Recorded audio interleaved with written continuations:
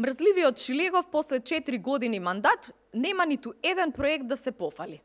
Кога се збореше за загаден воздух, тој си играше игрици.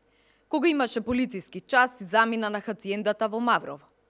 Неработникот Петре Шилегов потроши цел мандат од 4 години, а нема реализирано ниту 10% од неговата предизборна програма. Мрзливиот Шилегов ништо не направи. Го нема тунелот под Кале, нема 2 подземни сообраќајници, ниту пак продолжување на Илинденска, но затоа руши. Го сруши споменикот на Андон Лазов Ќосето и се закануваше дека ќе руши фасади, а сега го гледаме како отстранува галии од Вардар. Неработникот Шилегов вети чист воздух, а Скопје се гуши во смог. Шилегов ветуваше паркови и зеленило, но Вардариште секој ден гори и шири непријатна миризба во аеродром и газибава.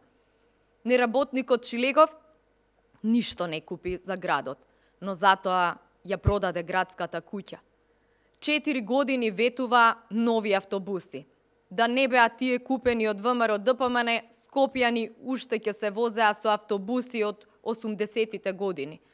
Неработникот Шилегов се фалеше и со обновување на универзална сала, за кога дојде на власт целосно да ја заборави. Па сакаше да ја руши, па сега повторно вели дека ќе ја обновел. Смешно, но и жално. Мрзливиот Шилегов преспа 4 години од својот мандат. Додека се расправаше за загадувањето во градот Скопје во собранието на Република Македонија, Шилегов играше игрици на својот телефон. Додека цело Скопје беше затворено поради полициски час, Шилегов побрза во својата луксузна хациенда на брегот на Мавровското езеро да се релаксира, додека скопјани чмаја во нивните домови.